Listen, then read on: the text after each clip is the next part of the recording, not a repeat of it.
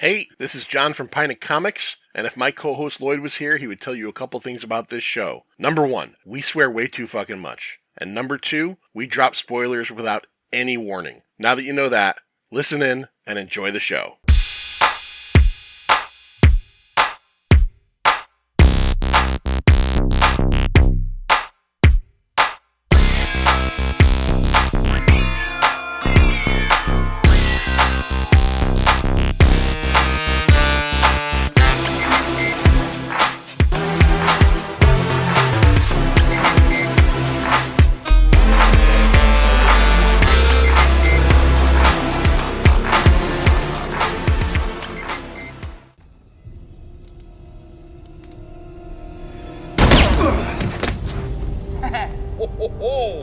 Nice shooter!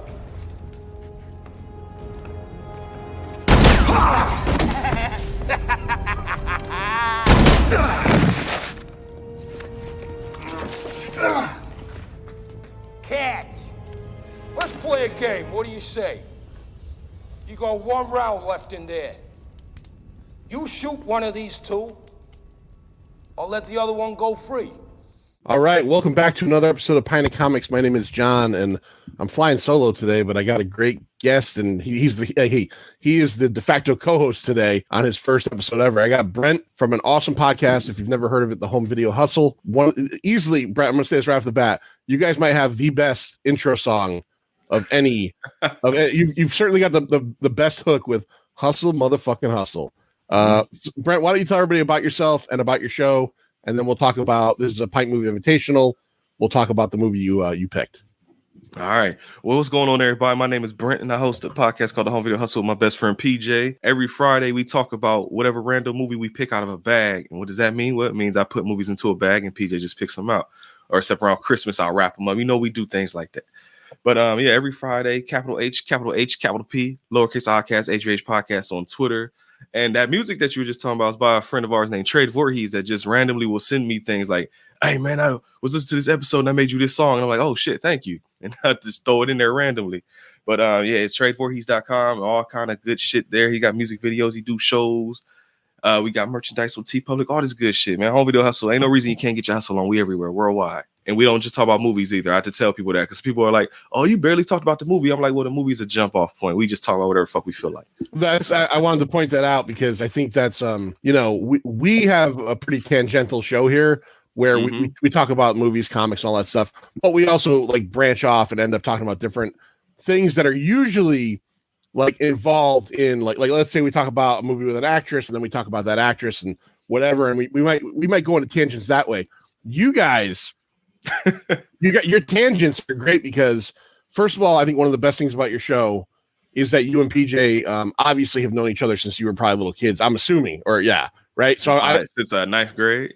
Okay, so I didn't know what it was, but I knew there was an early point. You're obviously very close friends. But when you guys tangent, you don't tangent necessarily into like, okay, we were talking about Lord of the Rings, and now we're going to talk about Viggo Mortensen. No, you just start talking about whatever you guys start talking about, and I love it. I know some people, I've been told that before, like, you guys didn't get back to the movie right away. I know some people get frustrated by that shit, but I think that's great. And sometimes you guys like really will. You'll like 15 minutes into whatever you're talking about, but it's always interesting and it's always humorous too. I'm glad to hear it because there's sometimes when I'm editing and I'm just like, man, somebody's gonna be so mad. It's 30 minutes in and we just start talking about the movie. Yeah, I've been listening for probably about a year now, and you're one of the podcasts that I gotta break time out for. We're also like, you know what I mean? Because we do shows that range basically an hour to hour and 45 pretty often. Mm-hmm. But you guys sometimes will drop the two plus. I have a short commute, so that's like 18 days to listen to a 2-hour podcast. So I gotta like do it while I'm working around the house or something like that. Mm-hmm. I was slight spoiler. I won't spoil what movie we're watching, but in that episode, I haven't edited it yet, but it was 2 hours and 59 minutes. So, oh man, and I know because I do all the editing here, and you do the editing there. I know you hate that. Like I know you literally you must look at it and just go. So, like, I don't know how you guys put stuff out in terms of your plan, but, like, I have no plan. I record several episodes, and then I might look at it and go, that's the shortest one. That's what I feel like doing this week because I don't want to edit. So like when you used to get $2.59, I would honestly put that off for like years. It wouldn't come out for years. I'd have to have a week off of work and go, this is the week that it's coming out. Was one of the cool things. I work nights, so and my job is like super easy. I just sit around most time watch movies, so I can sit and edit at night at work too. But I usually just pick one day and I just sit there that whole day before work and just edit. So that whole afternoon, evening is all just editing a podcast. But that's usually when they're like 2 hours. Like with this one being 3, that might be multiple days because I got to step away from this computer for a second. Yeah, give me a headache after a while. But a lot of times listening back to it, I would like be laughing at stupid shit, so it kind of makes it go quicker. All right, so before we talk about the movie you picked, I always like to give 5 questions, random, just like basic questions, just kind of gauging someone's personality, and so the audience kind of might get to know them. A lot of them are like are I go around food a lot, so a lot of them, okay. I think food can tell you about what people kind of how their minds are. And I know you talk about in the show you've been losing weight, so please don't be mad. Don't be mad at me for asking you some of these questions because they can relate to your prior life. But first of all, that you talk about recently, you've been drinking a lot more water, right? But I got to ask, this is the question of questions: Coke or Pepsi? Oh, see, you caught me at a point in my life where I got to go with that Coke. Well, if y'all listen to the podcast, y'all probably know. But hey, if you don't, go listen to With Us right now. But growing up, I would drink nothing but Pepsi. And that's I think where a lot of the weight even came from that I had on me, because PJ would tell you, like, for Christmas every year, he would buy me a gift and a 2 liter of Pepsi every year. So it'd be like a CD and a 2 liter. And it would be he always loves telling the story about we had a pizza party in high school. And everybody else, they bought a shit ton of pizza. I don't know why they bought so many, but they were like, here, everybody just take a pizza home. I said, fuck the pizza. I took 2 liters of Coke, or I'm sorry, a Pepsi. And I was on the Coda bus just sitting there tipping back a 2 liter with everybody looking at me like, what the fuck is he doing? So Pepsi back then, but now I think I just drunk myself out of Pepsi to the point where I would drink it and it would just taste like chemicals. It's like, it ain't no fun no more. So now I switched to Coke. So now I have to say Coke. Your body has now filtered Pepsi into its basest format, poison. Yeah. Pretty much. It's the same with Mountain Dew. When I drink Mountain Dew, that shit just tastes like I'm drinking Clorox. Yeah. I can't drink it no more. Well, that's actually a secret that you don't know, that is that Mountain Dew is Clorox. It's just they put lemon and lime flavor in it. I knew it. It's absolutely. I knew it was something. All right, you are out of Columbus, Ohio, right? Columbus. Yes, sir. Yep. All right, capital of Ohio, but Columbus, like it still kind of doesn't get the name recognition like Cleveland or Cincinnati yet, right? No. Like, because those are the big ones that people always think of, probably because sports teams and stuff like that. But so Columbus is pretty much equidistant, right? Like 150 miles either way. I'll put you on the spot right now. I'm assuming you've been to both Cleveland or Cincinnati. Which one do you like better? Shit, I probably would say Cleveland. And one of the biggest reasons I'm sorry, Cincinnati. I'll say Cincinnati because me and PJ, we've only been to one comic expo, and it was in Cincinnati. We actually got invited to one by another podcast, and we went down there and we turned that fucking city out that night. We got super drunk, was walking around downtown Cincinnati with our Homie Hustle business cards. We were just handing them out to random people. And there was a woman that was working at a hotel. She was standing outside. And I just looked at her, I pointed like, hey, you listen to podcasts? And she was like, no. Well, I'm like, we should listen to this one. And handed her a card. She just burst out laughing and shit. Don't know if she ever listened or not. And then there was a club and they started playing Juvenile, Back That Ass Up. And me and PJ ran in there because we knew all the girls were going to be on the dance floor. And we started dancing with these girls, not realizing that they had boyfriends. And those boyfriends immediately came over there and was like, no. Straight pulled the girls away from us. So because of that experience alone, I got to say Cincinnati. That shit was too much fun. All right. Cincinnati, Ohio wins out over Cleveland. Now, this is another food question. I had Randy from Cult 45 on last month. So I picked 2 fast food places that, from what I could tell, not knowing about Houston, that are big in Houston, and asked him which one you would prefer or he would prefer. So I picked out what says are 2 that we don't have in Connecticut, where I'm from, that you have out there. So I'll ask you which one you prefer. Raising Cane's, okay, which I think, by the way, I've heard of before. That's the worst name ever for a chicken place. That's like a biblical term. It's like it just doesn't sound right, Raising Cane's. But then the other one that said it was pretty big, and I guess it's a Cincinnati thing, Skyline Chili. Well, first, shout out to Code 45 podcast, done by my homies since the beginning of the Home Video Hustle. Shout out. Raising Cane's is funny because there's one literally right up the street from me. And it's funny you say you thought about the biblical quote. I always thought of the fucking John Lithgow movie. I'm like, they made a fucking restaurant based off that movie. Well, of course I was wrong. But Raising Cane's around here, I don't know what the fuck is going on. if I thought they were giving away something for free, because there will literally be a line going around the drive-through, up the entrance, and out into the street to where the traffic gets jammed because everybody has to swerve around these damn cars. So because of that, I've not gone to Raising Cane's in a while because I'm not sitting 30 minutes in line for some goddamn chicken. And do you know anything about Raising Cane's, like what they serve? No. It's all chicken. It's all just chicken tenders. That's it. They got 4 things on the menu. You get a 3-piece, I think a 6-piece, a sandwich, and a kid's meal. That's all they have in there. And people flock to it like it's the best thing in the world. I don't understand it. It's cool, but I ain't gonna be in no hour line for that bullshit. But I've been there a lot though. My ex-girlfriend, the Spirit, shout out to her. She was heavy in the Raising Cane, so I ate that shit a lot. And then Skyline Chili I've been to once. And the first thing I was out just driving around one day. I was like, I want to eat something different. So I saw Skyline Chili. I was like, you know, why not? I went and bought the fucking Star Trek movie box. I'm gonna eat this and watch Star Trek. Why not? And I took it out the box. And I looked at it, and it's like the bun is maybe this big, and the hot dog was like that big. So it's basically all chili and cheese with little hot dog in it. The ratio is all fucked up. Yeah, it's all fucked up. So if I had to pick between the two, it would be Raising Cane's because I've gone there a lot more. I've been to Skyline once, but that's also just right up the road from here too. Okay, all right. Now I know you talk a lot about like putting the movies in the bags, and you go and buy a lot of movies, a lot of physical media. You've got a ton of DVDs and Blu-rays. Now I'm going to just use 2 for an example, but you got to go and get yourself some new Blu-rays or some DVDs. You go to Target or Walmart. Are you going to go to Target or Walmart? Well, we're going to Target for sure. Yeah. They got the way better selection. I actually just bought some Blu-rays. I was on Amazon. I bought Tenet and Space Jam on 4K just because they were on sale. I think the last time, like Walmart, every now and again, I have weird shit. Like, I'll say this. I take that back. If you're talking about movies for the podcast, specifically, it would be Walmart because Walmart has a lot of the like low budget, weird, dumb shit. Like I bought a movie called Straight Outta Oakland. That is like a bootleg version of Straight Outta Compton or something. I was like, I got to get that for the podcast.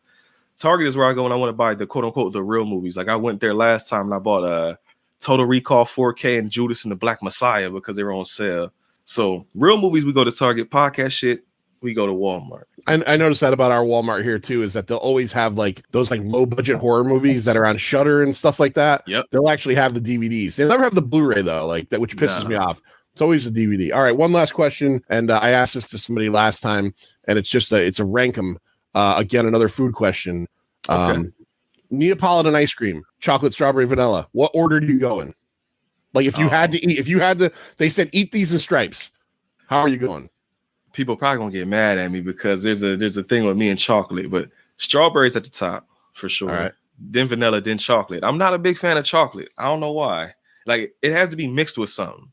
Like I can't just eat like a Hershey bar or something. It's got to be like a Reese's cup or something like that. I just straight chocolate. I don't think you're wrong. I like chocolate, but chocolate is like bacon. I like bacon too, but they're both like fucking highly overrated. Like people act like chocolate is like pure cocaine. It's not. It's good. And I mean, there's good chocolate and bad chocolate, but people act like chocolate's like the fucking second coming of Jesus Christ. It's not. It's just it's a sweet. You know what I mean? And I've never understood that. I say the same thing about bacon, man. Bacon's been around my whole life, and like the last 10 years, people act like bacon is brand fucking new. It's just bacon. You know what I mean? Yeah, they got whole restaurants dedicated to just bacon. I've seen like, what the fuck? That's what I'm saying. And as a matter of fact, talking about mixing things, we've got a big fair up here every year called the Big E up in Springfield, Massachusetts. And one year I went there and they had chocolate covered bacon, and I thought I like both of these things. It ain't good. It's not good at all. It does not work. It does not work. All right, Brent, what movie did you pick for us to talk about today? Well, I can't wait to see what kind of flack I'm gonna get for this. I picked what, in my opinion, is the best Marvel movie. I'm sure nobody will ever agree with me saying that. And I mean overall, I'm talking about MCU, Blade era, Howard the Duck era. It's my favorite one out of all those shits. Now it's Punisher Warzone. All right. I'm not going to give you flack for that. I'll come right out before we talk about it and rate it at the end. I've always loved this movie.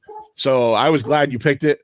I don't know if I agree with the MCU stuff, and I'm not a stand for the MCU. I think there's some really great movies in there. I think this movie has a bad reputation, and there's a lot of reasons for it. Are you a fan of comics in general or no? Oh yeah. Hold on. Can I turn my screen a little bit? Oh yeah. See, got some. That whole row right there is all Punisher comic books. All right. How do you feel, since we're talking about Punisher, in the last like 2 or 3 years, the Punisher, because of different political usages Go on and say it. Yeah. Well, I mean, Blue Lives Matter and and all this shit. All of a sudden, the Punisher, who is this character that Marvel created in the 70s, who was a villain at first, then they retroactively made him into an anti-hero, family killed. They didn't even name him Frank Castle for the first 10 years. And he's not a character that in the books the police are behind, because he's doing their job but to an extreme. And they generally want to stop him. Some of them, as we see in this movie too, are understanding of what he's doing. But how do you feel about how this character has kind of been treated? I mean, I'm a huge comic fan. They haven't published anything Punisher wise in 2 years now. The character's kind of been pushed off to the back burner because, essentially we've got a bunch of idiots that have kind of co-signed his logo as their thing. Yeah. I think it's funny a lot of times, because I stay on the south side over here, and around here you see a lot of that shit. I actually just saw it 2 days ago. Somebody had one where it had the American flag with the Punisher logo and shit. But I tell PJ all the time, it's funny because you could tell they probably just have never read a comic book or something, because a lot of these people would probably get killed if they ever came across the Punisher. He would not fuck with them at all. He doesn't uphold the values that they think that they have. You know what I mean?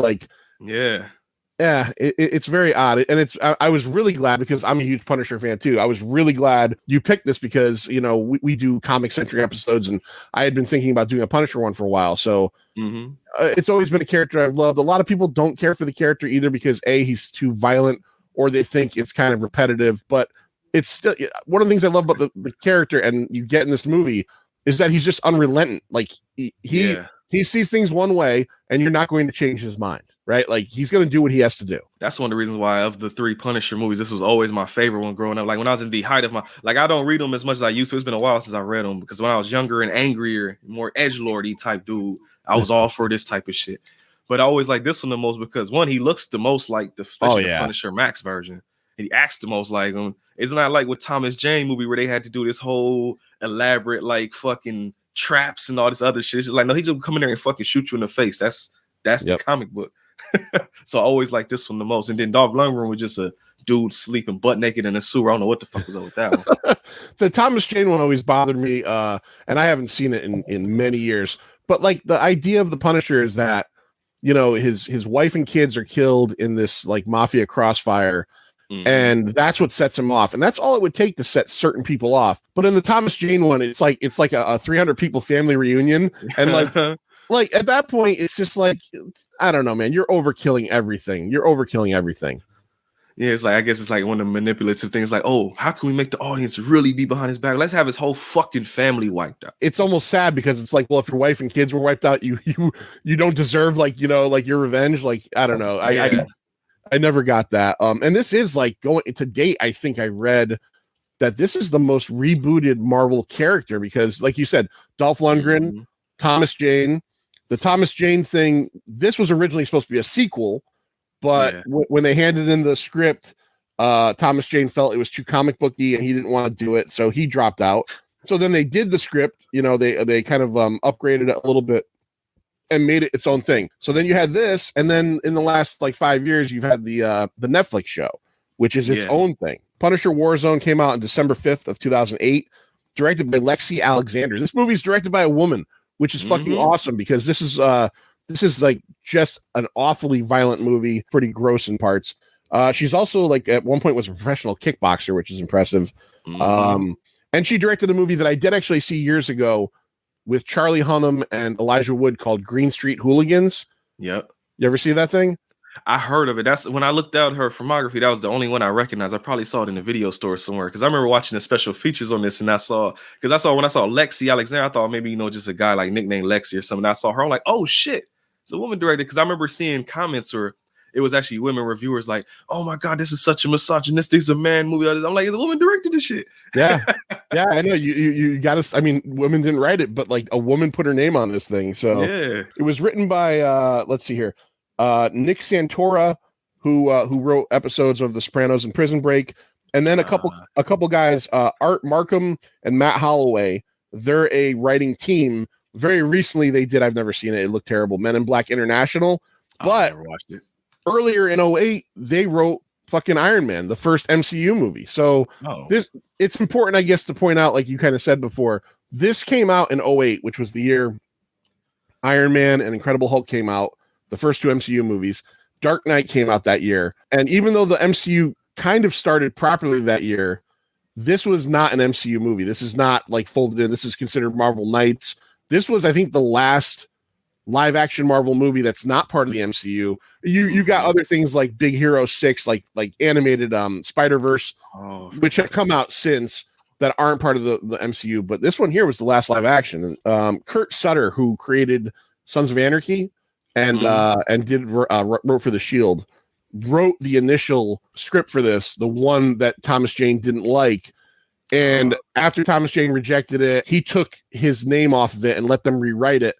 He did say the only thing they kept in there that he was proud of was the way that that Billy Rosati becomes Jigsaw, that whole glass scene. He said that was his, and he was like, he did that awesomely. So he was very excited about that. All right, let's talk about the cast. Frank Castle's played by Ray Stevenson. He was in Rome and Thor 1 through 3. Like you said, Brent, this guy looks like Tim Bradstreet is the guy who draws most of the covers for Punisher in the last like 20 years. Most of the Max stuff, which is like a Marvel adult line. This guy looks like fucking like Frank Castle. I remember because I didn't get a chance to. I didn't know this was really coming out. It might not have got very much promotion or something, but because I just remember going to the video store one day and I just saw the DVD cover. And I was like, when the fuck did another Punisher movie come out? And I was looking, I was like, damn, I thought maybe it was a drawing. I'm like, no, that's the dude. I was like, damn, I thought it was a comic book like drawing because he looks just like that motherfucker. It was crazy. I saw this in the theaters. I'm a big Punisher fan. I remember when it came out because it got delayed a few times, I think. And I think they just flushed it at the end of the year. They were like, fuck it, put it out. You know what I mean? It probably was out for fucking 3 weeks. Wayne Knight plays Microchip. You know him probably from Jurassic Park. He got jizzed in the face by a fucking a spitter. I don't know what the fuck that thing was. And Seinfeld. Colin Salmon plays Special Agent Budiansky. He was in Resident Evil. I guess he's from Detective, or he was in Doctor Who as well. He's got a great deep voice. And much like we'll talk about it a little bit in this movie, he's a British actor. And you could tell he's doing an American accent. And the other half of this movie that's funny is that this movie, as much as I like it, contains some of the worst New York accents ever put on film. Oh, hell yeah. The woman who plays the widow, she's a good actress. I've seen her in other things. Terrible accent. Jigsaw's accent is a little hinky, and Looney Bin Jim is just, it's ridiculous. They're so exaggeratedly trying to sound like they're from New York at all times. It's a little bit much. The Jigsaw one is always the one that stands out to me. I remember when I was first watching this, when he first talked, I burst the fuck out laughing. Oh yeah. and he's another one. He's, I think, Irish or English. Not only is he trying just to do an American accent, but he's trying to do a very specific American accent. Doug Hutchinson plays Looney Bin Jim. He was in Lost, and the other thing he's mostly known for in his life is that he was a 51-year-old acting teacher who married his 16-year-old student, and he lost a lot. If you look at his IMDb, he disappears for a long time because people were not having it, and he predated cancel culture by getting canceled, and yeah, they stayed together for a while and got divorced. But yeah, he was 51 and he married his 16-year-old student. So that didn't work out too well. Dominic West, who was in The Wire, Hannibal Rising, plays Jigsaw. Billy Rosati. Dash Mihawk plays Soap, who is in a lot of the comics. He was in The Perfect Storm and Ray Donovan. And if you're an Alanis Morissette fan, which I'm not, but she dated him for a while. So if you're a fan and you're listening to this, a trivia note. The songs So Pure and That Particular Time are about Dash Mihawk. So he has 2 songs written. Shit. Brent, has anybody ever written a song about you know of? Oh, I say that I know of, no. But I'm sure somebody's making there's a diss record about me somewhere. All right, perfect. So I was gonna say Dash Mihawk's got one up on you and me. And Julie Benz plays Angela Donatelli. She was in Dexter and she was in the 4th Rambo movie. And I gotta say, I've always liked her. She's hot. She's normally a blonde. She's a brunette in this, and it makes me crazy watching this movie the whole time. Every time she's on screen, I'm just like, God damn, she's hot. So that's the cast there. Were there any standouts for you in particular that you liked a lot in this thing? Other than Ray Stevenson, just because I was so hyped that he was the Punisher. My My favorite character in the whole movie, because it's such a bastardization of how he was in the comic book, was McGinty, the black guy with the dreadlocks that was jumping around the rooftops and shit. God damn. I didn't know when I first watched this that's who that was supposed to be. And I think one day I was listening when they name dropped him, and I was like, wait a minute, that's who the fuck that's supposed to be. But I love that him and his whole group, because they got the best kill in the whole movie. Like, as we talk through the movie, there are certain points when I watched this for the first time, I was legit like sweating because I was so hyped and jumping out of my shit. My grandma was just shaking her head, like, what the fuck are you doing? But that's when that fucking missile came. Oh my God. I'm pretty certain that those three characters, the basically the parkour criminals, and you're right, McGinty is a character from the comics, but like low key, I'm pretty sure they were only put in this movie for that kill. Because they're only in the first like 30 minutes of the movie, really. They set up the fact that these are like guys, like, you know, extreme athletes, and then they pay it off with a great kill. This thing starts off essentially with, we find out that like this really like old school, you know, Italian mobster has kind of been released on a technicality, and he's having a huge party at his mansion. We meet Billy Russati, who's Jigsaw, and we get a feeling that like he's like next in line, right? Like, and he doesn't get along with the boss. And he's got his own crew. His crew kind of consists of three other guys, a father and son team. Father's like a kind of a fat schlubby guy. The son looks like he should be in like fucking, I don't know, like David Bowie's backing band. And and then the third guy is just this other guy. And as they're having this big party, we get I kind of liken this movie in a soft way to Saving Private Ryan, because Saving Private Ryan starts with a great action sequence and ends with a great action sequence, and Punisher Warzone does the same thing. Oh, hell so yeah. We're at the party, Brent. Who shows up and what ends up happening? I always show it. Every time I talk about this movie, I always show this clip to people, and they always look at me crazy because he shows up on the table. All the lights go. He shows up and he hits a flare, and he's just looking around at everybody, basically like, all right, he's here. Everybody about to fuck all y'all up. Then he runs up and I did. You were talking about accents earlier. The fucking old dude's doing like the worst, like Marlon Brando type voice too. Oh yeah. He's awful. Who do you think you is? You know, he's like just fucking awful. This is the worst, but it's all right though, because he gets his fucking head cut off. But that ain't the part that has me burst out loud. The part that has me burst out loud, and I guess it's his wife tries to pull out a gun, and the Punisher just grabs her by the neck, and like crack, crack, crack. It's like snaps the shot, and like multiple times, they just throws her to the floor. When I first saw that shit, I burst out laughing because I didn't expect that. But that's what I'm saying. That's why I always like this one the best, because in the comic book, everybody gonna die. Yeah, fuck it. Yeah, he doesn't look at you, and that's where like the whole kind of plot of this movie ends up, you know, taking off, is that if you're involved with these people, you're dead. It's not like, you know, I'm gonna let you run or I'm gonna let you go, and you know, you're gonna die. Even if in the past in the comics he said, okay, go bring this message to somebody. You bring the message to somebody, he's gonna fucking kill you after you brought the message. Like, you're dead. And the wife shows it, because like you said, he chops off the old guy's head. The wife goes for a gun, and in your head you're thinking, okay, the Thomas Jane version might break her arm and say, you know, get out of here. No, he fucking twists her head around. You know, and she's like a 60-year-old fucking woman. So you know, fuck her, right? For being about. Yeah. He kills everybody at the table, right? He kills everybody at the table in different ways. At one point, he drives a chair leg through a guy's fucking face. Hell yeah. We get some really good gore knives through the top of heads. As ridiculous as it is, and as it sounds, and it is, but you got to remember you're watching a comic book movie. He jumps up on a fucking chandelier. He wraps his legs around it upside down, and then spins himself, and just in a 360 spreads the room with fucking bullets, right? I mean, at any point, are you, now as a fan, are you at any point going, this is too much, or this is just fucking right? Oh hell no! I'm hyped. It's like I said, I'm getting so hyped that I'm starting to sweat at this point. Because I'm like, this is what I wanted the other two movies to be. Is giving me exactly what I wanted in the first 5 minutes. Yeah, I love it. It gets you there quick. As a matter of fact, I didn't time it, but I think it's about right. I read when I was doing research for this episode, he doesn't talk for 25 minutes. No, like it's like a good. I think the first thing he might say is when the cop gets him outside, and it might not be 25 minutes. It might be like 15 or 20, but like he's silent through the whole beginning. So as he's killing all of these guys, as he's killing everybody in this room, Jigsaw and his boys remained upstairs, so they're able to escape. Yeah. And where do they end up going, Brent? It's the recycling company, right? Yeah, it's Rusadi's like it's his business front for his criminal empire. It's where you first get to see what the fuck they call them, the urban free flow gang is what they actually call them. That's what it is. They come in and they come in like high and tight. They're doing jumps, they're doing flips. They climb over the fence. We meet Soap and his partner. Soap is this really, it's the Dash Mihawk is the actor, and he's in the comics too. He's this really kind of downtrodden, sad sack cop that is in charge of the Punisher task force.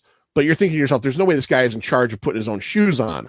But part of his thing is it's kind of it is him, but it's kind of an act too, because as the movie goes along, we find out that he feeds information to the Punisher. He's actually kind of like his inside man. Yeah. Partner actually lets Frank go. He catches him, and this is another great scene. Frank doesn't hurt him. He gets caught by the cop, and after just killing 35 mobsters, he can easily kill this like schlubby, like bald cop, but he doesn't. He puts his arms up. He does everything right because he respects the law. That's important for what's going to happen in a few minutes. But the cop basically says, "Hey, look, they're at the recycling center. Go." Right, and that's where he goes. And we get one of the great scenes in this movie that I always think about whenever I think about this movie. At one point in the fight, he headbutts a dude, and he breaks his own nose, headbutting him. And his nose keeps whistling, and throughout the rest of the scene, you see he's like kind of like he knows it's broken, and he's paying attention to it. Brent, how does he fix his nose? He jams a fucking pencil up his nose and just snaps it back into place. Oh, and it's fucking gross. I blame the Punisher for a story I got to tell you, because I was young and I was impressionable. I was washing dishes one day. There was a bunch of shit in the sink, and there was a knife in there, and I accidentally cut my arm. And I was at home by myself at the time. Mom was out. And I was like, oh, shit, I got to clean the wound. There was no alcohol left. And I looked over and there was vodka. And I was like, well, I remember, in the movie, in the Punisher Company, he just poured alcohol on the shit, it'd be fine, right? I poured that shit on there, and I don't think I screamed so hard in my life. It probably worked. You probably are okay, but it definitely wasn't right. It definitely wasn't the right thing to do. Blame the Punisher. That's it. That's it. Hey, you know what? That's what if Marvel and all everybody's going to blame the Punisher for certain things, you can blame him for everything. So yeah, he pulls the pencil off his nose. It's all covered in blood, but his nose is all set. And then he goes inside, and now he's going to basically kill the remainder, Rusadi's 4 guys. As he's walking around, one of the guys comes out of, I think, the bathroom, and he plugs him immediately. But we find out from a surveillance van outside, who was this guy? It's undercover. It looked like he shot him almost right in the wire too. Yeah. He puts him down, and then he kind of hears. I don't know if he hears a squelching or whatnot, but he pulls the shirt aside, and now the Punisher, who he's got this conflict of conscience now. Yeah. Like, fuck, I just killed like a fucking like the law, and I shouldn't have. He doesn't end up killing the other 2 henchmen that Rusadi is with, but he pretty much kills Rusadi, and it's a fucking another incredibly gnarly scene. So we're in this recycling center, and he takes Rusadi and he throws him into this hopper. And I can't describe this machine any other way than like fucking nightmare fuel, because even if no one got thrown in it, like it's just this giant bin filled with glass, and then it looks like there's a metal claw in the middle. I don't know what the fuck that thing does. They don't really show you, but it's almost like a turbine of some sort. Yeah. So essentially the idea is this is the machine that crushes up the glass and probably spits it out the other side. He throws Billy in and turns it on. And what do you think of that scene, Brent? I love that scene because they also set it up right before that. He gives a fuck about his face. He's Billy the Beaut. Because there's a part where he gets out of the car and his girl like gets out and tries to like fuck with his jacket for him. He just like chokes her, slams over against the car, and is like, "Do I fix your makeup for you?" So it's like he about to be mad as fuck if he get out of this alive. Because when they show him later on, they're like, "Oh, he ain't so beautiful no more," and he's like glass sticking out of his face and the skin hanging off, all kind of crazy. It's fucking gross. And it's actually kind of a long scene. Like they keep going back to him as this thing's spinning around, and he's getting fucking shards of glass jammed into his face. The cops show up and they take him into custody. Essentially, from that point, Frank realizes what he did. We meet the Special Agent Budiansky character, who was the partner of the Donatelli character that was the undercover Fed. So he now has a personal stake in this. He wants to find the Punisher. It's funny. There's a scene at the funeral where the Budiansky character and the chief of police or whoever are talking, and they're like, we got to do whatever we got to do to find this guy. And meanwhile, he's just standing like 2 trees behind them. He's just watching the funeral from 2 trees behind, and they're like, we got every man we've got on this thing, and he's like fucking. He's 47 feet away from them. We meet the widow Angela. The incredibly hot Julie Benz, and then she has a little daughter. I don't know. Did you feel it too before they even meet that this is going to play on him? Oh yeah, for sure. Yeah, that's one thing. As much as I love this movie, it's very predictable. I'll say. Oh yeah. It's very predictable, and I think the weakest stuff, even though I still like the idea of it, the weakest stuff is kind of like him and the daughter connection, because it just, they're just doing it to play at him doing the right thing. He would do the right thing anyway, but like when he shows her the snow globe from his daughter, and gives her the flashlight, it's like, are you trying to like make us think that like he's gonna like sit down with these people and like maybe be the new dad? Because that ain't happening. So we start going through, and Budiansky ends up joining up with Soap on the Punisher task force. And next thing we know, we find out that Rossetti's alive. His guys get him out, and they get him to this plastic surgeon. And in a scene that I can only describe as being ripped off directly from the original Batman with Jack Nicholson, because the whole same thing where he freaks out and kills the doctor. They basically tell him, like, we tried everything, but your facial tendons, your nerves, everything is dead. So we have the scene where he takes the bandage off. And what was the one thing that the doctor said he used that really pissed him off? Horsehide. I laughed so fucking hard at that, because the funnier part is that when you're watching the movie, you could clearly see there's a couple patches on him now that are not like fucking human skin. They're like horsehide. So he is now like this monstrosity. He tells everybody, "Don't call me Billy. I'm Jigsaw." I got to give him credit. I thought that makeup was great, particularly because like in the comics, he's got like this very stitched patchwork face now, but his left eye is all fucked up. His left eye is red all the time, and he's got this fucking skin flap that just hangs right over the middle of his eye, that like every time they showed him, I wanted just to take a little scissor and get in there for him. I wanted somebody to, like, why couldn't the doctor just get in there for him? Did his face bother you at all? No, I thought because it looked like the comic book, I was cool with it. The eye part you're talking about always reminded me of Donald Pleasance and You Only Live Twice, because when he played Blofeld, he kind of has a similar thing with his eye. That's what I always think of when I see it. Yeah, it's pretty gnarly. Did you catch the subtle Scarface reference too in that scene? What was it? When he was standing outside for they really show his face, there was a little thing. It's also where he gets his name from. There's like a billboard that has like a bunch of jigsaws come together and make the Statue of Liberty, and at the bottom it says "The world is yours." I did see that, and I have seen Scarface, but I did not think about that. Yeah, he sees the billboard, the electronic billboard that's like it's a puzzle putting the Statue of Liberty together. Yeah, you're right. The world is yours. Yeah. Now, as Frank is kind of conferring with Microchip, who is his armorer, we also meet another character, an ex Latin King that Frank is going to be teaming up with a little bit here and there. He's kind of real small part, but meanwhile, Billy is trying to bolster his forces, so he goes to get his brother, right? Yeah. And at one point, the younger character, the son, in Billy's employ, calls him Looney Bin Jim. And the father looks at him and is like, "Shut the fuck up." And Jigsaw freaks out and says, "His name is James. Don't ever call him that." So you get this real idea that we haven't met him yet, but like they call him Looney Bin Jim, and they've alluded to him a couple times as like being a fucking psychopath. Now he goes to rescue him. They go to the insane asylum, and you've got this is a typical scene in movies. The big fat orderly nurse who is essentially torturing him every day. He's tied up, and he brings him his like tapioca pudding, and instead of feeding it to him, he starts eating it. And we know immediately this guy's gonna fucking die horribly. We know immediately. Die hard. Hard too. So Billy and his guys break in, they kill the doctor, and they're about to kill the orderly, but Looney Bin Jim says, "I'll take care of him." Brent, how does he take care of him? Because this seems pretty fucking hardcore. Oh, he looks at him. He's like, I want my applesauce back.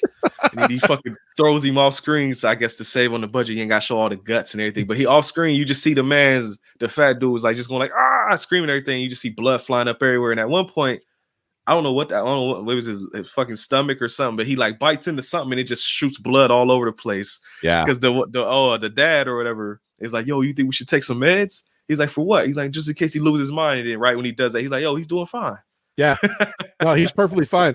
And one of the best lines in the whole movie is when and I said tapioca, it was applesauce, is when Looney Bin Jim is like antagonizing this guy and he says, yummy, yummy, yummy in my tummy, tummy, tummy.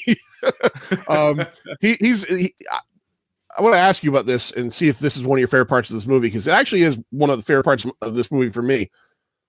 Is the relationship between Jim and Jigsaw is great, because it's not like some bullshit like you would expect in a movie like this where one guy's the criminal mastermind, one guy's the psychopath.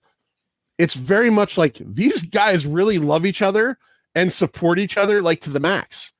I've read a bunch of articles, I guess, that are like people looking at it now and they were saying like the homoerotic type relationship between the two brothers and shit. Because that's kind of like, if you didn't know they were brothers, you probably would think that they were like a couple or something. Like you said, there's even a part where it's coming up where he like Jigsaw looks at himself in a reflection and he starts crying. He's like, I look horrible.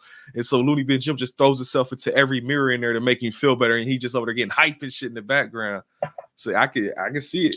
Yeah. For the first thing he says to him when he comes to break him out is, Billy, is that you? And he says, yeah, brother. And he goes, you look beautiful. And I'm like, yeah, these guys actually like they're really good brothers to each other. I think it's a strong part of the movie. Something you brought up when he goes through and he breaks all of the mirrors. There's a callback to that later, which I didn't even think about, when they're in the fucking interrogation room.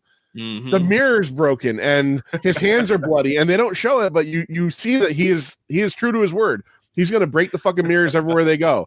Yeah, that stuff is fucking great. This stuff is great. We're kind of on a collision course. We know the Punisher is gonna, eventually run into these guys. But let's talk real quick because it kind of happens in this area. Brent, tell everybody out there all about the Urban Free Flow gang and their demise, because this is truly, most people would probably point at this as maybe the scene that's the most memorable in the movie. Oh fuck yeah! He gets info of where they are. It's actually, I think there's like even a store. Yeah, they rob a store because they just show the store owner with a machete in his fucking face and they just like leaping onto the rooftops. The first guy, McGinty, he jumps across, and then when the second guy, he does like this little flip, and halfway through the flip, a fucking homing missile comes and hits him right in the chest. And you just see the explosion and like body parts fly around everywhere. And I mean, like it would be in real life, the other two are just looking like, what the fuck was that? And you just see the Punisher sitting there just posing with the missile launcher. Takes out McGinty's like kneecaps. Other dude just takes one to the head and just falls straight back like he got nothing. I love the missile part, but my favorite part of the whole scene is that because Soap and Budiansky are driving up, and right as they're driving up, you just see McGinty's body just fucking fall and land onto like the little gate spikes, whatever you call them. And then not only does he do that, he fucking he leaps off the roof apparently and like fucking stomps his head down as he's coming down. That is fucking great.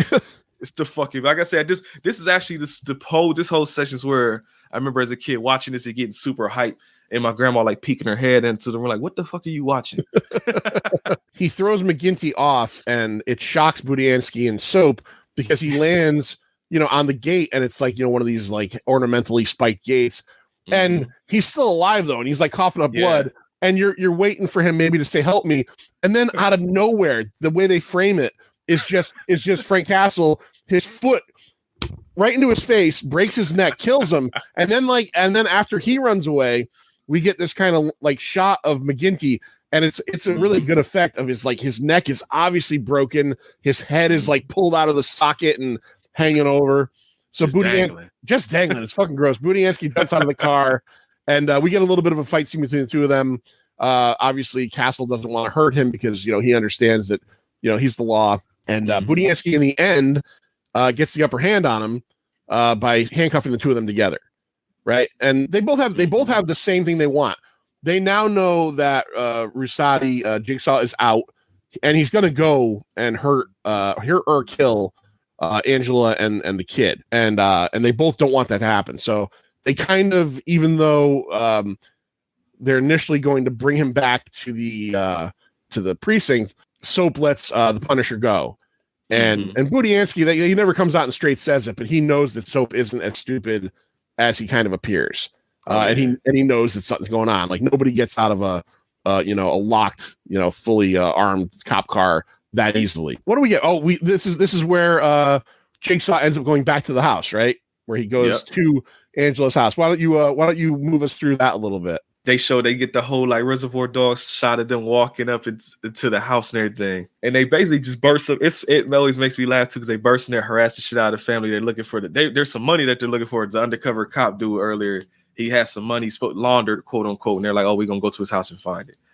And they always be like, there's one part where they start shooting. He's like, Looney Bin Jim is shooting up all the girls' dolls. Like, all the dolls are lined up. And he's just headshotting all of them. Yeah, they're throwing every dish out of the dish off of the wall and everything like that. There's another line too where he puts the gun up to the little girl head, and then she's like, all right, the safe is in my room. This is the combination. And the Jigsaw just looked at her. He's like, oh, is that your dead husband's birthday? And then she just kind of gives this look, and he's like, ha ha, like right in her. I'll fucking roll every time I see that part. But yeah, they go up to the safe. Of course, there's nothing in there. So then they just start going ape shit. The police, I forgot, come at one point, and they end up killing the cops. One guy's killed with a fucking katana sword too. Yeah, Looney Bin Jim kills one with a baseball bat, and then he pulls a sword off. Or no, the kid pulls a sword off the wall, and Looney Bin Jim, I think, pushes the female cop into the sword. Yeah. I forgot there's a line that I didn't say that I like, because when the cops show up, Looney Bin Joe opens up the door, and he's like, hey, is everything all right? And Looney Bin Joe was like, no, everything is not all right, officers. And that's when they come into the house. I always love that part too. I love this movie. I'm sorry. Oh no, hey, dude, I'm with you, man. I really enjoy this movie, and I just watched it this morning. I didn't have time to do it yesterday, and I've seen this thing like 7 or 8 times, and I know there's people out there that hate this one. And Patton Oswalt actually championed this movie when it first came out, and said when he back in like 2008, he said that I think maybe like in a article, or I can't remember where it was, but in like an article or something he wrote, he said it was the best time he had at the movies that year, period. Yeah. Because I mean, it is exactly what it's telling you it is. Okay. It's a Punisher movie, right? Now, if you think about the Punisher that came out like 4 years before that with Thomas Jane, that was a movie that tried to be an origin story, kill all 800 members of his family. Nobody gives a fuck anymore, right? Nobody. It's too much. And as much as this movie here obviously wasn't really filmed in New York, you could tell it's probably like Canada. I wrote it down. It is Canada. It's Montreal. Oh, okay. But it's set in New York. The Punisher in 2004 was set in Tampa. Like the Punisher, if there's any character that's tied to a place in Marvel, in the universe, Spider-Man is tied to a place, and the Punisher is tied to New York City.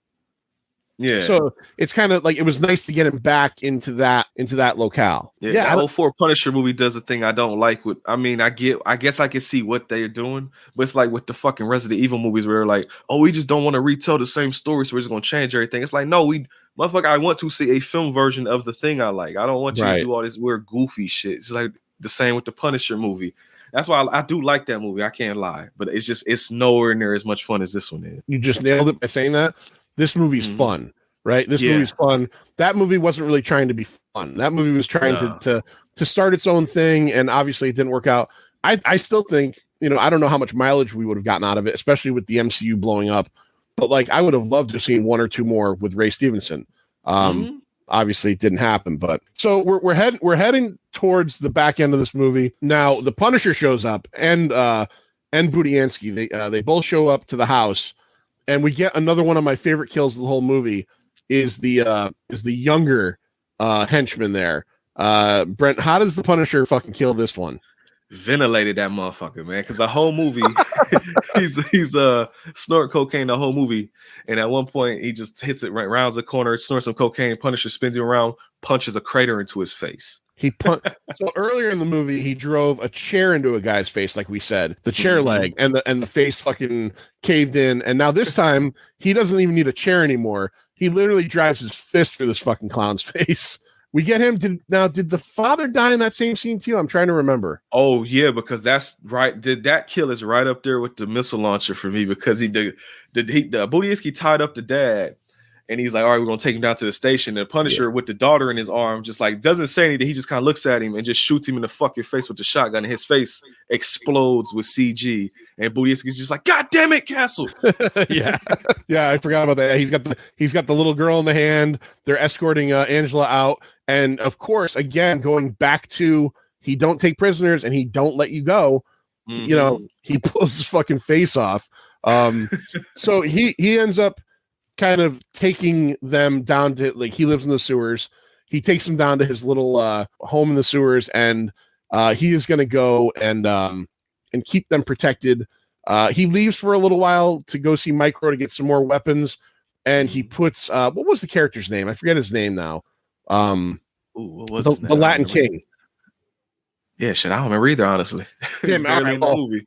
The Latin King guy who is his accomplice, he puts him in charge of watching Billy and his crew kidnap Micro and fucking leave his poor, like, his mother's like an Alzheimer's patient. Yeah. And you meet her earlier in the movie, and she just watches cooking shows and eats soup all day long.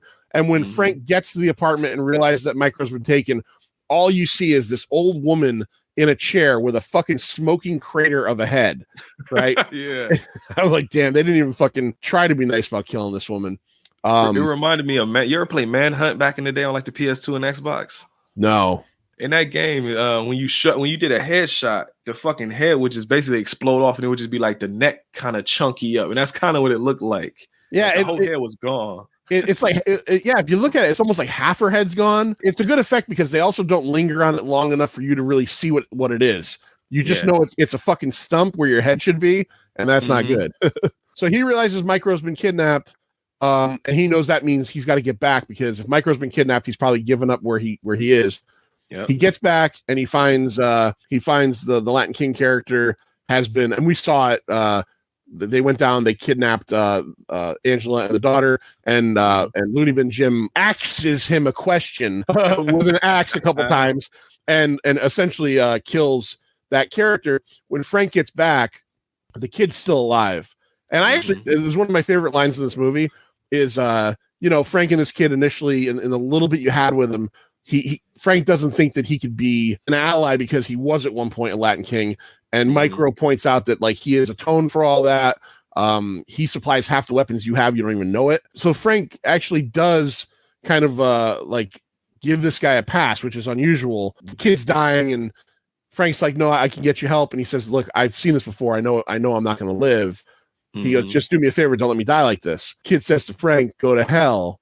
And do you remember what Frank says back to him? If I see you in hell, I'll kick your ass. I love that line. Because it's like him saying, like, you don't belong there, like you're one of the good guys. Two things we got to bring up real quick.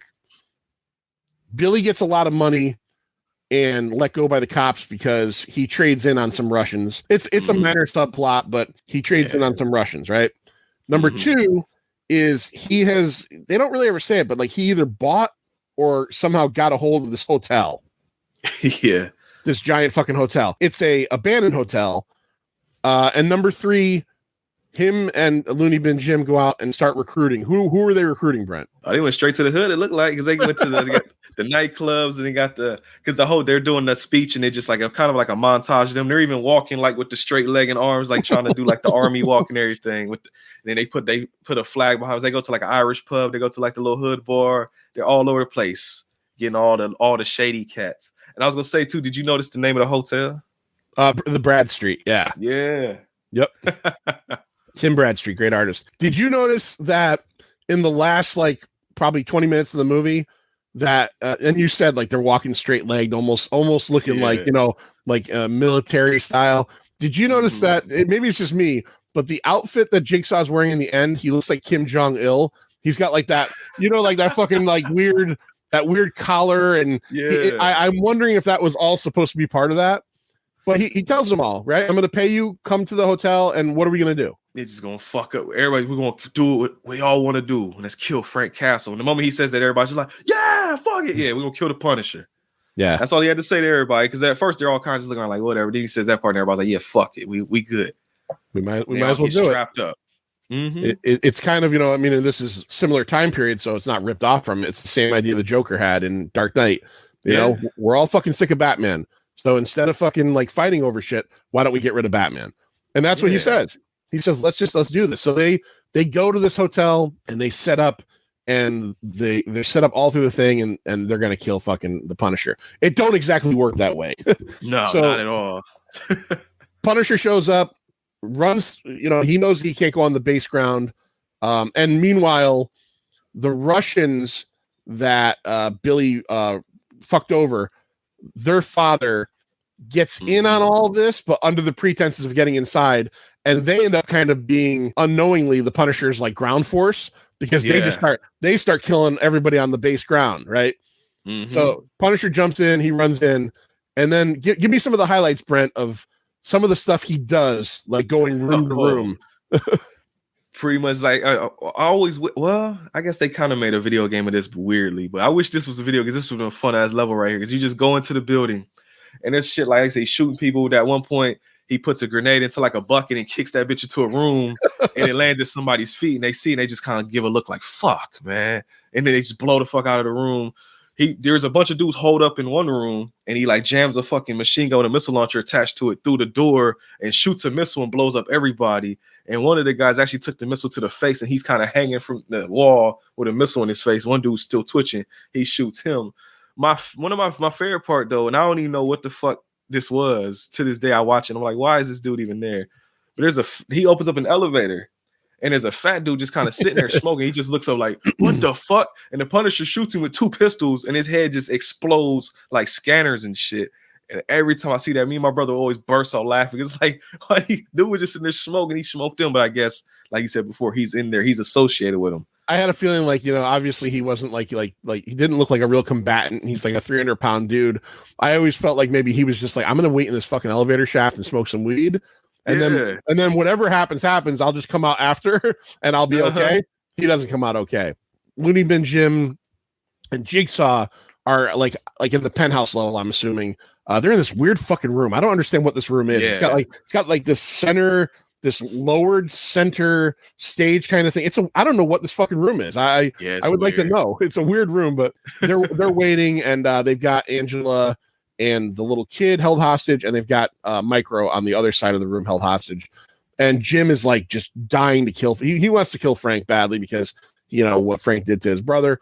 And finally, after it obviously isn't going their way, Rusati, Jigsaw says, "Go fucking do it." So he fucking runs like full speed ahead with his head fucking leading, and him and Frank meet up inside the bathroom, and they just kick the living fuck out of each other.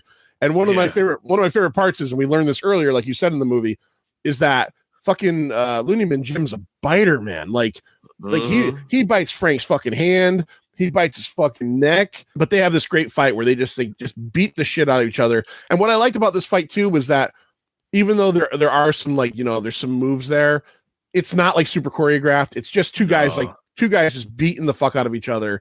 And Looney Bin Jim, like he kind of has this habit of talking about factoids, and like he kicks Frank's leg and he's like, "That was your MCL tearing," like stuff like that. No, I think he kidney punched her at one point too, and he was like, "Blood in the urine is an early sign of kidney failure," some shit like that. Yeah. So you're assuming almost that Frank's going to kill him here, but he doesn't. He ends up getting away and going back to the room and leading Frank to the room. Frank goes into the room. He's given a choice: put your gun down. He puts his gun down. Jigsaw takes his pistol, shoots him a few times in the chest and the back, but it's all obviously in the Kevlar. He's fucking with him. He looks at the bullets, sees he has 4 bullets, shoots him 3 times, hands him back his gun. And what does he tell him, Brent? Basically, because he got Microchip tied up on one side, got the little girl tied up on one side. And he's basically like, "Hey, look, you can take one of them, but one of them going to die. So you either shoot me and save Microchip, or you shoot Looney Bin Jim and save the girl." And he's pointing the chip at, oh, I'm sorry, no, you said pointed at Microchip or the little girl, I'm sorry. And he points at that Microchip, and he's telling him like, "Man, it's just a little kid, fuck it, just kill me and save the girl." And he has the little laser sight pointed at him. But then at the last second, he turns around and shoots Looney Bin Jim. And I was thinking when I first watched this, I'm like, all right, how the fuck is he going to get that through this? Because I'm like, at first I'm thinking that he's gonna be able to save both of them.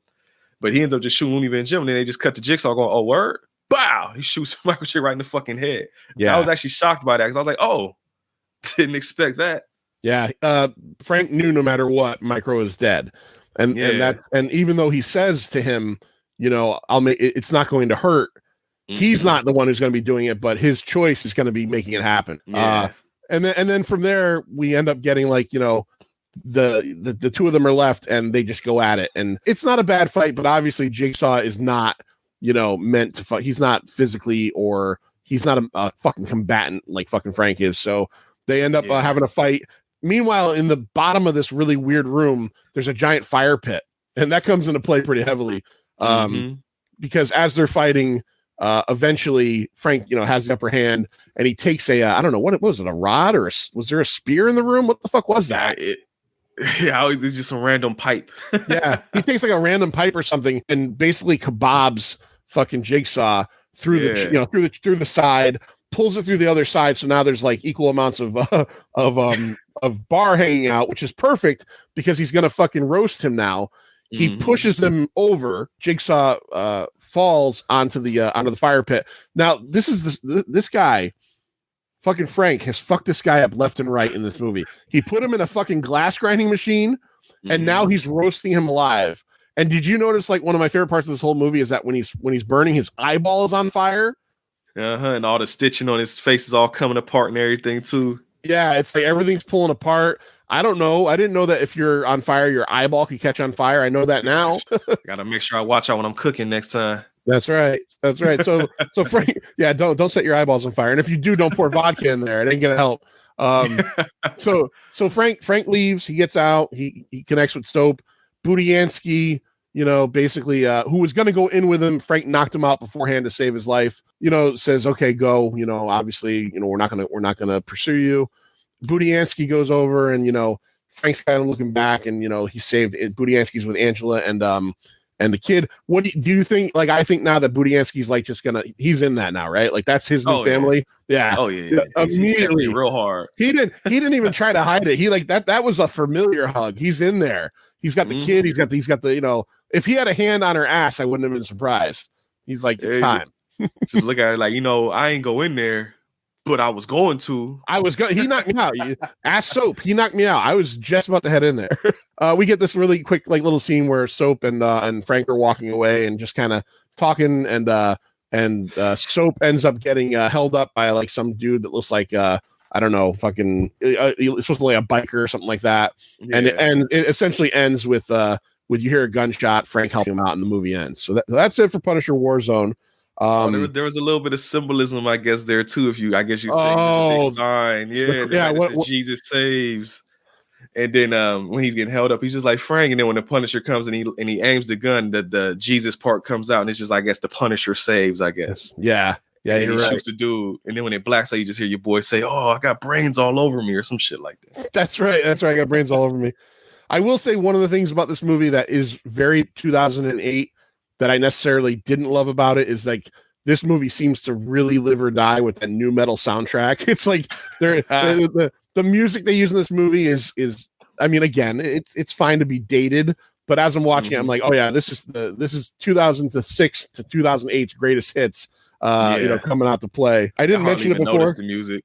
Yeah, it's all like bad metal music. It was filmed between October 22nd of 2007 and December 14th of 2007, all over Montreal and Vancouver, Canada.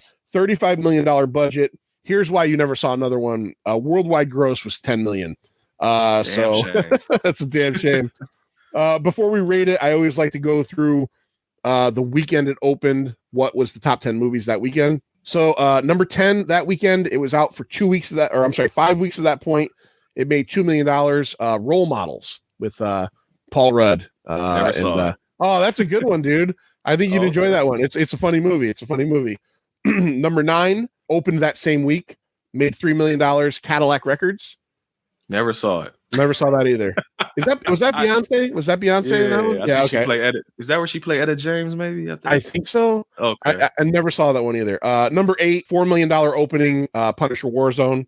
So obviously, opening at number 8 isn't a good sign, especially when, even though it was the beginning, 5 months before Iron Man opened and like set the world on fire. You know what I mean? You would think people would be like running out to the theater to see anything with Marvel on it, and they didn't give a fuck. Number 7, it was out for 2 weeks, $5 million. The Transporter 3. I stopped at 2. Yeah, me too. I never saw the third one. Yeah, those movies are. The first one is fun. That's it. Number 6, out for 5 weeks as well, $5 million. Madagascar Escape to Africa. I saw Madagascar 1, and I thought, I don't know, it's okay. It was all right. So I never saw this one. Never saw any of them. Number 5, out for 4 weeks, made $7 million. Quantum of Solace, the second Daniel Craig. There's a movie I've seen finally. Yeah, there you go. Yeah, that's the first one. Holy shit! Except for Punisher. Yeah, yeah. Number 4, I had to look this up because I kind of remembered hearing it. I never saw it. Starring Hugh Jackman. It was out for 2 weeks, made $7 million. Australia. Heard of it, never saw it. Yeah, it had Hugh Jackman and Nicole Kidman. Australian actors as well. That's number Australia 3, as fuck. That's Australia as fuck. Number 3, I did see this one once, and it didn't leave any impression on me at all. Out for 3 weeks, $10 million. Bolt. That was another CGI movie about a dog. Never saw it. Yeah, no. Number 2, let's see if you saw this one. Okay. Because I did see this one, only this one. Out for 3 weeks, $13 million. Fucking worldwide phenomenon. Think about 2008. Think about like young adult novels translated into movies. What do you think it is? Is it Twilight? It's fucking Twilight. I have seen that thanks to the damn podcast. All right. I saw that only that one because at the time it was so hyped that after a while I thought, you know, maybe I'm going to look past like all the shit people say about it, like because maybe they're just being negative, right? And then I watched it and went, that movie truly was not good. If you want to have fun with Twilight, do like me and PJ did. We watched it with the Spirit, who was a huge avid fan of Twilight, and we just talked mad shit the whole time. That's the best way to watch it. How mad did she get? Oh, very. That's why it was fun though. All right, and number 1, I did see this one. I saw this one in the movies. I think with my wife. $17 million. It had been out for 2 weeks. 4 Christmases. Vince Vaughn. Vince Vaughn, and it's not memorable, but I do remember seeing it. I think Jon Favreau might be in a little bit of it too. All right, so this is the point where we're going to talk about how we felt about Punisher Warzone. On Piny Comics, we do a 0 to 5 scale. 1/4 and 1/2 is optional, so you could pepper it in there however you want. Obviously, 0 is being the worst. This is the worst fucking movie ever, and 5 being fucking. This is top tier for me. I'll go first because you're the guest, and okay. I have a feeling I know where you're going, but I'm not 100% sure. And I really do enjoy this movie. The violence, the fact that it adheres so strongly, especially to like the Max kind of feeling in the comics. The casting is right throughout most of this thing. There are some things I don't really care about. Like some of the actors aren't necessarily the best in this. There's some performances that don't match up to other performances, but the tone is pretty correct if you're thinking about a comic book. It's like you said, it's so straightforward. Like the plot is just like someone just said, here is a fucking generic action movie plot. Here's a bunch of characters. Here's a couple subplots. Don't fuck with it. Just put it in order and like just get some let's make sure we get some fucking faces caved in. All right. So I'm gonna go. This is a 3.75 for me. Okay. It's a fun fucking movie. I enjoy the shit out of it. I will watch it again. I'm 90% sure. I have to look at my stuff here. That even though I watched it on HBO Max, I think I have the Blu-ray, and it is like you said, and I agree. Dolph Lundgren Punisher, I haven't seen in a long time, but like obviously it's not memorable. Thomas Jane didn't work for me. Even the Netflix show, I only watched the first season. I like John Bernthal, but it just didn't like set my world on fire. This is my favorite adaptation of the Punisher so far. And it probably will be forever because obviously with this thing making $10 million, we're never going to get another Punisher movie like this because people spoke with their money and said, I don't give a fuck, which if you think about that year, Dark Knight, Iron Man, right? Those movies are out. You think that kind of thing starts getting people hyped and pumped and going, I don't give a fuck. It's a comic movie. I'm going to see it. And they avoided this fucking thing like the plague. Like Yeah, they just said fuck no. So, all right, Brent. I wonder if the MCU maybe had an opposite effect. Like I thought the same as you. Like maybe it's Marvel, but then people might have saw it's not connected to Iron Man, so maybe it's like well fuck that movie then. I wonder. Yeah, that's possible. And I also think, I mean, I could be wrong, but I'm 95% sure at that time, even though Iron Man and Hulk had that little connection with the end scene, I don't even think that there was like really like a solid MCU plan at that point. You know what I mean? Yeah. Like I'm sure they had something in the works, but I don't think it was as solid as it became.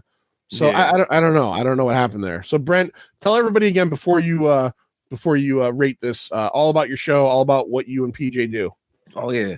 Once again, every Friday on the Home Video Hustle podcast, me and my best friend PJ, we review any movie. We don't really adhere to any type of it. It can be good, it can be bad. We can watch Lord of the Rings and we can watch Roller Gator, whatever the hell we feel like doing.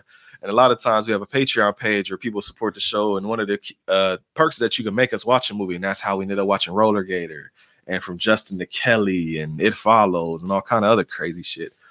But yeah, we have a YouTube page on every Wednesday. That's where we pick the movie out of the bag. We do it on video. And sometimes there's a theme. Sometimes just like, hey, we're watching this shit this week. Yeah, I think we're like, shit, man, we've been doing this since 2017. As we record this episode, 230 has come out. So we've been doing this shit for a while now. And thank you for still listening all that goddamn time. So yeah, just come chill with us. We talk movies, we talk music, we talk life, we talk randomness. We're usually drunk and or something else. When we record the podcast, so it's usually a lot of fun. Home Video Hustle podcast. Type it in Google, it'll come up somewhere. But in terms of Punisher Warzone, though, I already probably spoiled the hell out of this already. But this is my favorite Marvel movie of every Marvel movie. I will even be so bold as to say this is my favorite comic book movie of all time. It's the one I go back to the most because as I was watching, I was trying to think back, like, is there one like even outside the MCU that I like more? And I couldn't think of one. I was like, it's this. Everything else is like second place.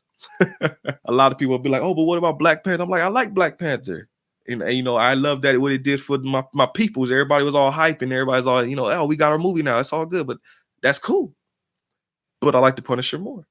This movie was more fun to me. So, and I try not to do it when I'm watching it, but this is one of those movies where I won't say I can 100% quote it, but I can give it a good 90, 95%. I know a lot of words to this movie. So I watched so many times. Yeah, man, it's 5, man. It's a 5. If I was to use the Home Video Hustle score, it'd be a 10 plus. Like I can watch this shit anywhere, anytime. That's why when you said, because I'm like, oh, it's Pint of Comics. So, all right, let me find a comic book movie. And I was like, oh, I mean, it's going to be that movie if I get to pick any comic book movie. When you said you hadn't done it yet, I was like, well, there it is. Oh, yeah, no. I'm like I said, I'm really glad you picked it. And I always say this because people who listen to our show give me shit a lot that like we tend to grade hard. A 3.75 is like fucking good for me. Like it's not like, I'm weary, like 4 and above. I really gotta fucking, you know what I mean? Like it's got to be something a little bit extra on there. But I totally recommend this movie. If you've never seen it, if you avoided it like everybody fucking avoided it in 2008, I say, yeah, shame on you. You're wrong. I'm sure I'm going to get some feedback from some people that don't like this one. It's a fun action movie. It's very simple, but if you're a fan of the Punisher, it delivers in fucking spades. It says to you, you want this, you like this comic, this is what you like reading. Here's the fucking movie. Watch it. Exactly. And like I said, it doesn't have to do too much. Because like I said, the Punisher, as much as I love those comics growing up, it's the most simple, basic ass plot. Like you said, my family got killed. I'm going to go kill bad guys now. You don't have to do. That's why even as much as I do love the Punisher, like I didn't finish the whole second season of the Netflix show either. I watched the first one and it was cool. But the second season, I know they did the thing that's usually like the death blow with movies and shit is where they teamed him up with a fucking kid. And that immediately also took a lot. That shit is annoying to me. I can't stand it because then it's like the whole thing's gonna be about the fucking kid now, not the Punisher. And that's why even though it kind of does it in this movie, it's not as bad. And that's also, like you said, the weakest point of this movie too.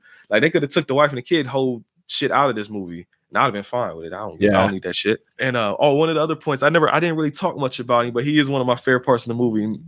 Budiansky, the actor playing him, at some points the acting choices are the best. Because there's a part, my brother still quotes it to this day whenever we get donuts. But when he's in the police station, he's like beefing with the cops because they're not the Punisher. Yeah. This is one of my favorite lines because he's like, you Krispy Kreme motherfuckers. And he says it just like that. And every time my brother says that to this day, he still says that shit. Yeah. And he says it too, like you did it, but he does it a little bit like you Krispy Kreme eating motherfucker. Like he gets louder at that last part. Oh yeah. And it's funny too, because in that scene when he does that, the whole fucking precinct just stops. Yeah. Is he talking about us? Yeah, no, he's absolutely talking about you motherfuckers. Is that, and then there's the other line too that I always love. It's almost the same type of inflection when he does it, when he handcuffs himself to Frank and he's like, man, you need to let me go. And he just looks at him, he's like, you have the right to shut the fuck up. Yeah. Like, every time he does that, it's like, I fucking love it in this movie. Yeah. I appreciate you coming on, man. And this is special too, because like, first of all, my co-host has been taking a break the last couple of months. I've had different people on, but I couldn't really gangbait today because this is like a matinee for me. I don't think I've ever recorded an episode this early. Like we always do nighttime, but you work at night. So you work at night. So I appreciate you hooking up with me and doing this early. So yeah, this is a Pint of Comics matinee episode. You know us, exclusive, right? That's right. The 2:10 version, 2:10 p.m. You know us, check us out, Pint of Comics at _O_comics on Instagram. That's where you'll find most of my stuff. At Pint of Comics on Twitter, Facebook, Pint of Comics, new episodes weekly. We're just behind you. We started in 2017 too. This will be probably about like episode 215 or 16. So we're getting there. We're almost at the HVH level of numbers. Together we got like 500. So but Brent, I appreciate it, man. And I will say to the audience the thing we say every time on Pint of Comics, and that is, see ya. It's over, Johnny. It's over! Nothing is over! Nothing! You just don't turn it off!